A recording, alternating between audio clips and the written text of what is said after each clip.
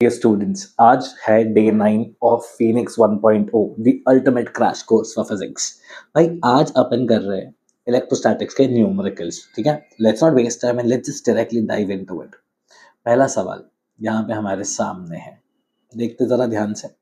Three charges minus q plus q and minus q are placed at equal distances on a straight line। ठीक है, एक straight line पे I can see there are three charges. Alright, one is minus q, the other is plus q, and the next one is minus q are placed at equal distances on a straight line. So let's just say कि इसके और इसके बीच का जो distance है वो small d है, और इसके बीच के जो डिस्टेंस है वो भी मेरा स्मॉल d है। ठीक है, लिख लेते हैं इसको भाई फटाफट से।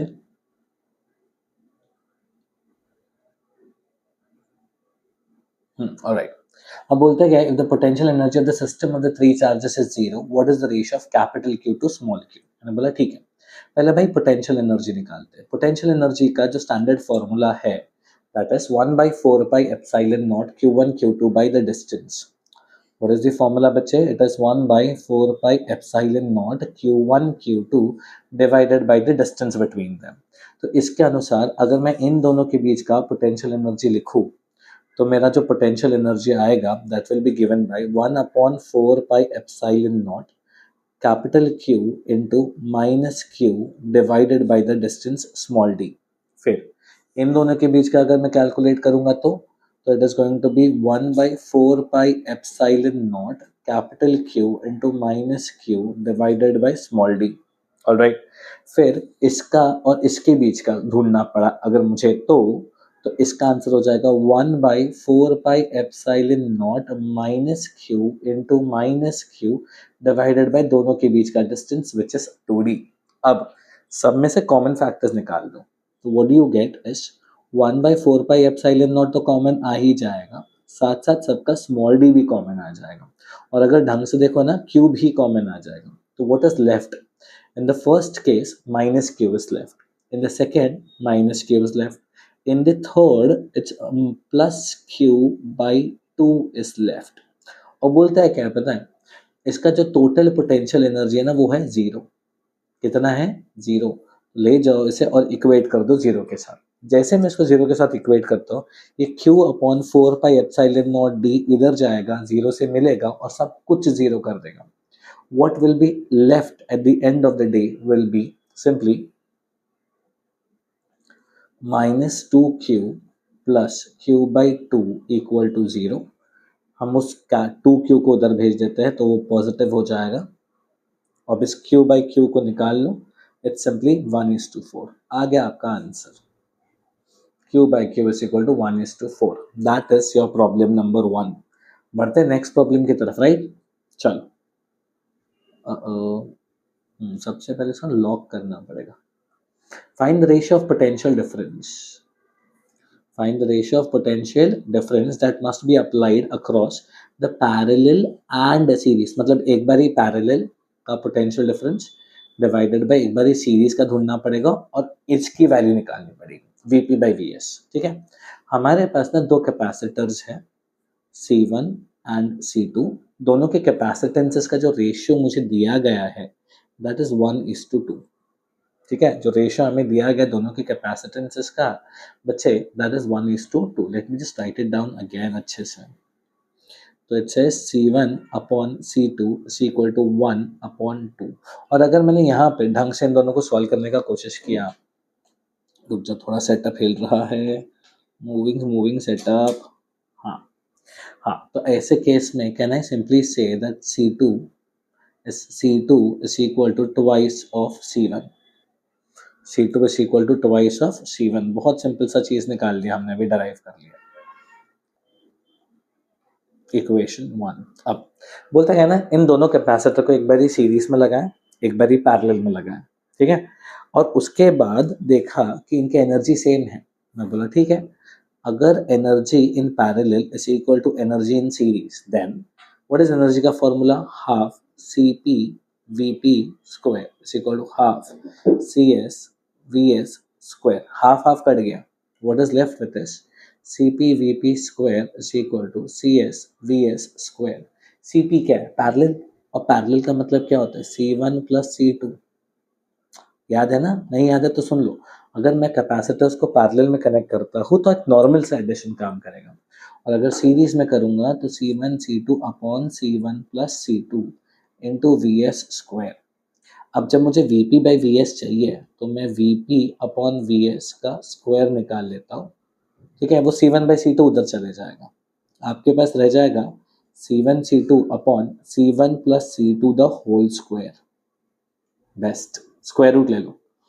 VP upon VS is equal to root of C1 C2 upon C1 plus C2।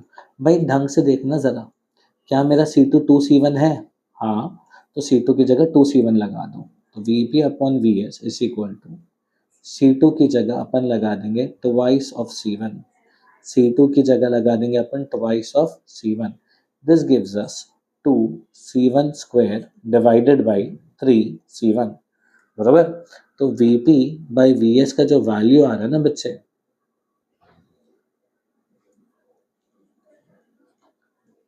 VP by VS, एक सेकेंड ना, ये रूट नीचे नहीं आएगा, ये रूट जो है ना बच्चे सिर्फ ऊपर रहेगा, नीचे नहीं आएगा।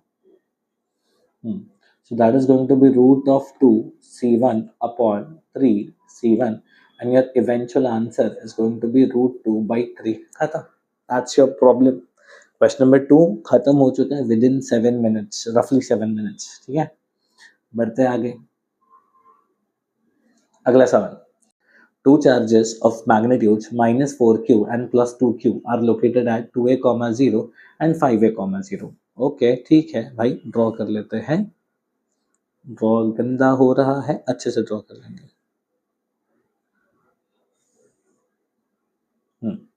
भाई अगर मैं ओरिजिन के हिसाब से देखूँ तो यहाँ पे मेरे पास ओरिजिन होगा, यहाँ पे कहीं मेरा 2a, 0 होगा, और यहाँ पे कहीं होगा मेरे पास 5a, 0, बराबर।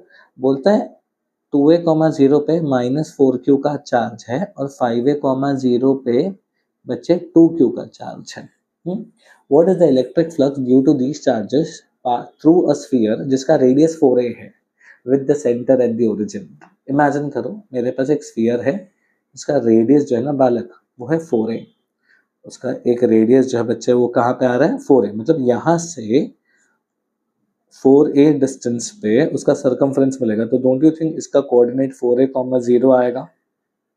बोलते हैं फ्लक्स बताओ।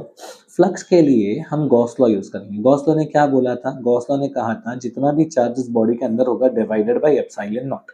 अब बॉडी के अंदर चार्ज क्या है? -4q है, तो दैट इज योर आंसर। खत्म, that is your whole answer.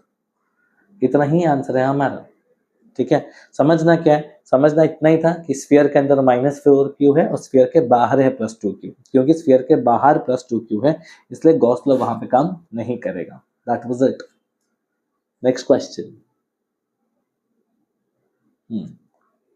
ये भी सवाल फटाफट हो जाएगा। A 600 microfarad capacitor is charged by 300 volts। Okay, आपके पास जो कैपेसिटेंस है that is 6 microfarads, 6 into 10 raised to -6 farads, and जो पोटेंशियल है that is 300 volts। It is then disconnected from the supply and is connected to another uncharged capacitor। मतलब इसको सी एक capacitor था, उसको तुमने लिया और एक बैटरी से कनेक्ट किया था पहले, ठीक है? फिर तुमने इसको डिस्कनेक्ट कर दिया और उसके बाद तुमने इसको लिया एक और कैपेसिटर से कनेक्ट किया, ठीक है? अब स्टोरी समझो। पहले जो कैपेसिटर था वो 6 माइक्रोफैरड का था, तो उस समय कुछ एनर्जी बनी होगी half C1 V square which is basically equal to half C1 V square. 300 का square is this.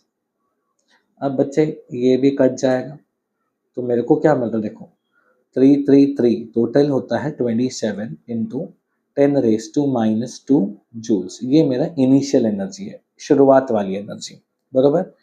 27 into 10 raise to -2 joules. अब इस समय ना ये कैपेसिटर के ऊपर ना कुछ चार्ज रहेगा, फॉर्मूला उसका C1V है।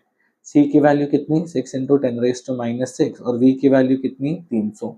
तो अब मैं अगर इसको देखूं तो it gives me 18 into 10⁻⁻⁴ Coulomb's. इतना मेरा ओरिजिनल चार्ज है। अब क्या कर रहे हैं देखो ध्यान से, इसको डिस्कनेक्ट कर दिया। ओके, डिस्कनेक्ट करके एक 3 माइक्रोफैराड वाले अनचार्ज कैपेसिटर के साथ कनेक्ट किया। अनचार्ज कैपेसिटर का मतलब ये हुआ कि जो ओरिजिनल चार्ज था वही रहेगा, charge is not change but capacitance is changed. इसी वजह से जो नया कैपेसिटेंस आएगा, अच्छा एक चीज ध्यान में रखना, अगर उन्होंने मेंशन नहीं किया है तो आप पैरेलल ही मान के चलोगे, ठीक है।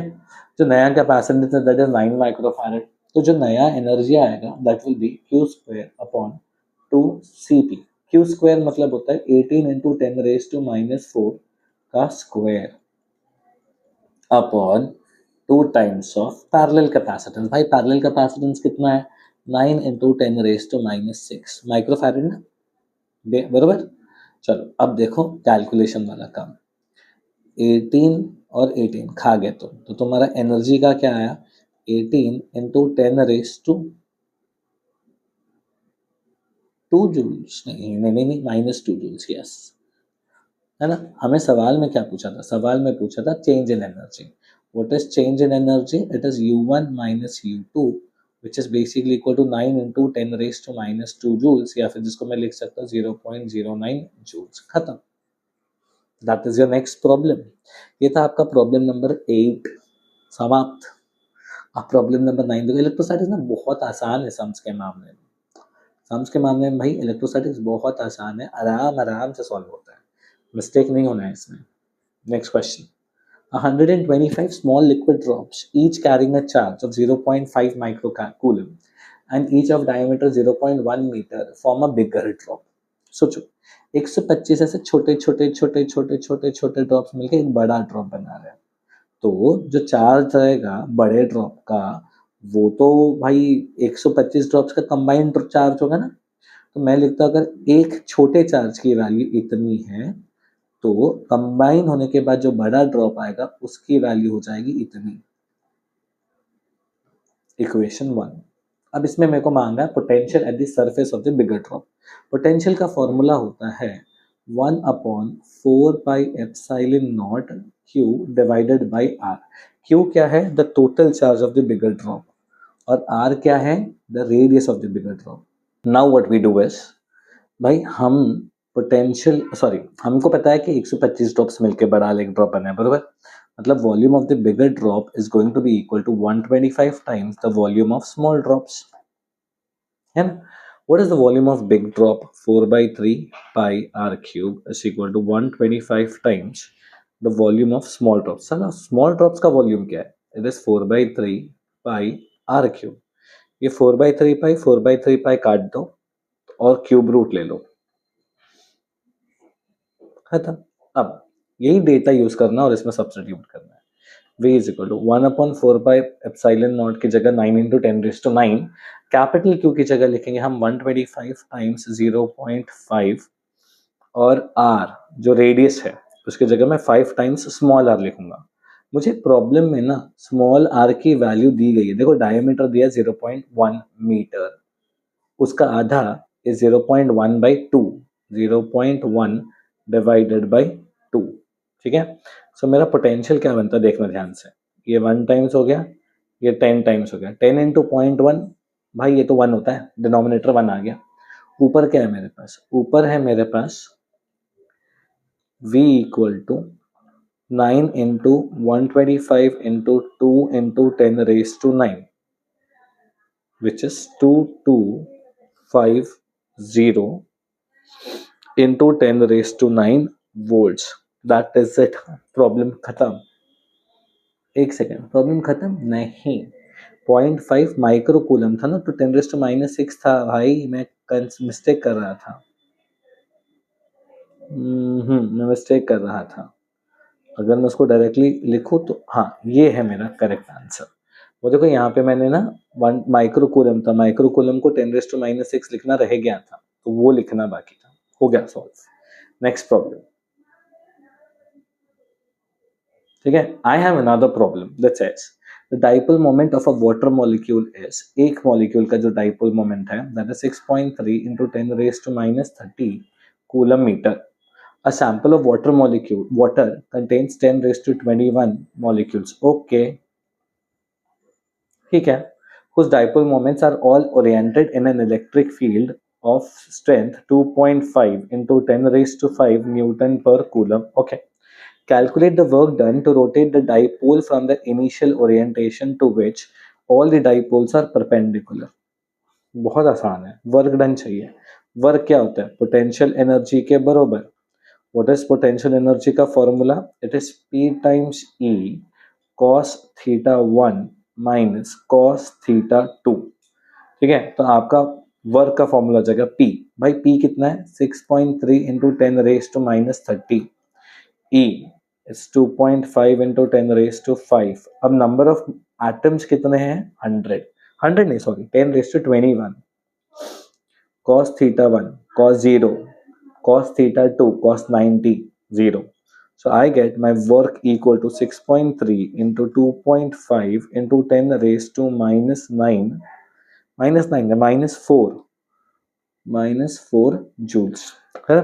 अब 6.3 into 2.5 करते हैं. 25, 63 को multiply. 25 3 75, 25 157. So this is 15.75 into 10⁻⁻4 joule. That's the problem. We've completed this numerical. बढ़ते हैं अब अगले वाले की तरफ. फॉर्मूला जान लो, देखो सम्स फटाफट हो जाएगा, सब फटाफट हो जाता है. ये वाला सम देखो. A charge of 6 microcoulomb is placed at the origin. ठीक है, तो मैंने यहाँ पे ड्रॉ करता हूँ. यहाँ पे 6 माइक्रोकूलम प्लेस किए. And another charge of -5 microcoulomb is placed on the y-axis at a coordinate of 0,6. Perfect. बोलते calculate the total electric potential at a point P whose coordinates are 8,0. यहाँ पे मुझे total potential निकालने को बोला. मैं बोला ठीक है, चल ये तो बहुत आराम से निकलेगा यार. Potential at point P will be potential due to the charge at point A and potential at the origin. ठीक है, potential due to the charge at point है. पोटेंशियल का फॉर्मूला क्या है? 1/4πε0, जो चार्ज ए पे प्लेस्ड है, divided by the distance between A and P. अब देखो भाई, this is 8 and this here is 6. So उस हिसाब से पाइथागोरस लगा दो तो उसका आंसर आ जाएगा 10 plus V of origin 1/4πε0. Origin पे जो चार्ज है that is 6 microcoulomb divided by P से ओरिजिन तक का जो डिस्टेंस है दैट इज 8. लिख लिया. अब देखो, सबसे पहली बहुत सिंपल सी चीज, दोनों में से 1/4πε0 कॉमन आ जाएगा. ठीक है, माइक्रोकूलम का मतलब होता है 10⁻⁻6. दोनों के पास है, वो भी कॉमन आ गया. तो पहले वाले के पास बचा -5/10 और दूसरे वाले के पास बचा 6/8. ठीक है, what is 1/4πε0? Please remember it is 9 into 10⁻9. -5/10 is half. 6/8 is 3/4. 3/4 में से हाफ काट दोगे ना तो बचे 1/4 बचता है. And now the answer comes out as 2.25 into 10⁻³ volts. हमको पहले वाले का तो आंसर मिल गया. ये मेरा सब क्वेश्चन ए क्लियर. अब सब क्वेश्चन बी की तरफ देखो. Calculate the work done to bring a point from infinity to a point P. Work की वैल्यू चाहिए उनको. एक प्रोटॉन है जो इंफिनिटी पे रखा है, उसको पी पे लेके आने का. मैंने बोला भाई इसका वर्क तो बहुत आराम से निकलेगा. What is the formula for work? अगर आपको पोटेंशियल पता हो, आप लोगे चार्ज को और उसे मल्टीप्लाई कर दोगे उसके पोटेंशियल के साथ.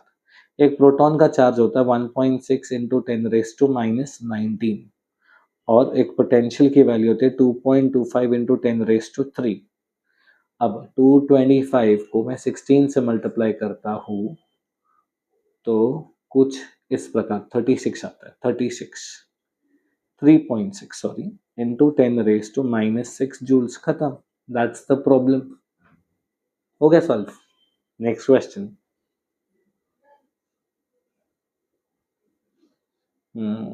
अब देखो ये वाले प्रॉब्लम का क्या कर सकते हैं. In a parallel plate capacitor, the air between the plates, each plate has an area of 6 into 10 raised to minus 3 meter square. यहाँ तक का डेटा लिख लिया. The separation between the plates is 2 mm. Separation between the plates को हम लोग लिखते हैं स्मॉल d से. कितना है ये? 2 मिलीमीटर. मिलीमीटर का मतलब होता है 10 raised to minus 3 मीटर. अब calculate the capacitance of the capacitor. Air वाला केस है तो it's a epsilon naught divided by d. a की value 6 into 10 raised to minus 3. Epsilon naught की value 8.85 into 10 raised to minus 12 होती है. Please याद रखें. स्मॉल d की value 2 into 10 raised to minus 3. मैंने इसको इसके साथ कट किया. 2 1s are 2, 3s are 3 into 8.85. मैं अप्रोक्सीमेट लिख रहा हूँ, आप अप्रोक्सीमेट नहीं करोगे, आप एग्जैक्ट कैलकुलेशन करोगे. तो it's approximately 27 into 10 raised to minus 12 फैरेड्स. ये आपका बेसिक आंसर आ गया पहला वाला.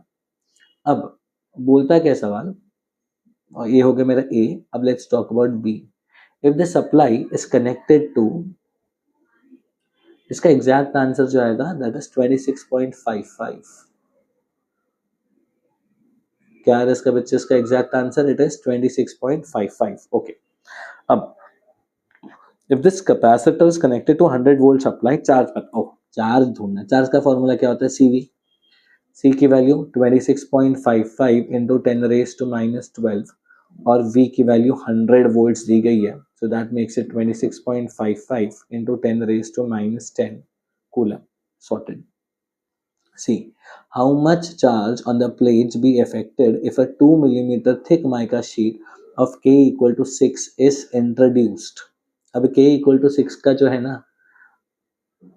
इंट्रोड्यूस कर दिया गया, तो उससे क्या फर्क पड़ेगा? ठीक है, जरा सा सोचो.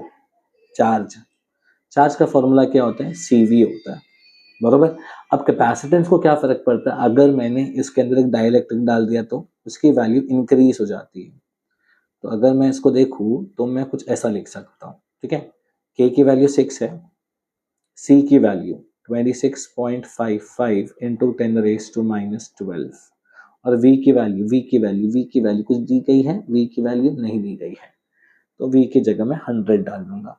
कैलकुलेशंस कर लेंगे सारे के सारे, तो मुझे आना चाहिए 15.93 into 10 raised to minus 9 coulombs. खत्म. That is your answer for this question. Electrostatics बहुत सिंपल सा चैप्टर है, बिल्कुल टाइम नहीं कंज्यूम करता, आराम से सॉल्व हो जाता. अरे भाई ये तो आखिरी चैप्टर है, आखिरी क्वेश्चन आ गया हमारा, एंड अभी तक रफली आधा घंटा भी नहीं हुआ है. देखा सवाल देखो. Find the equivalent capacitance between points P and Q. पहला वाला सवाल देखते ध्यान से. पहले वाले के केस में जरा समझना, जो भी चार्ज यहाँ से आएगा वो इससे पास हो रहा है, उसके बाद इससे पास हो रहा है और उसके बाद इससे पास हो रहा है. तो क्या मैं कह सकता हूँ कि वो तीनों का तीनों सीरीज में कनेक्टेड है ना? तीनों सीरीज में कनेक्टेड है. हाँ, अगर तीनों सीरीज में कनेक्टेड है तो हमारा जो फॉर्मूला होगा दैट इज, सीरीज का तो फॉर्मूला यही है, बराबर. 1/CS is equal to 1/C1. भाई कैपेसिटेंस का एक फॉर्मूला होता है, A epsilon naught divided by the distance. अब केस 1 में ये वाले कैपेसिटर का सोचो क्या आएगा capacitance. It says A epsilon not K divided by D plus 1/A epsilon naught K divided by D plus 1/A epsilon naught K divided by D. So मेरा 1/CS का आंसर आ जाता है D/3 A epsilon naught plus D/9 A epsilon naught plus 3A epsilon नहीं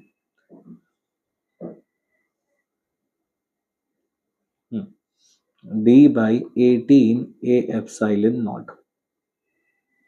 ठीक है, अब मैं इसका 1/CS निकालना है तो कॉमन फैक्टर्स निकाल दो. D/A epsilon naught बाहर गया, बचेगा क्या? It's 1/3 plus 1/9 plus 1/18.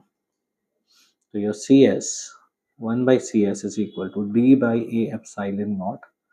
तीनों को कॉमन कर देते 18. 6 plus 2 plus 1. 6 plus 2 plus 1 is 9. 9 by 18 is 2. Therefore आपका CS बन जाता है 2a epsilon naught divided by v.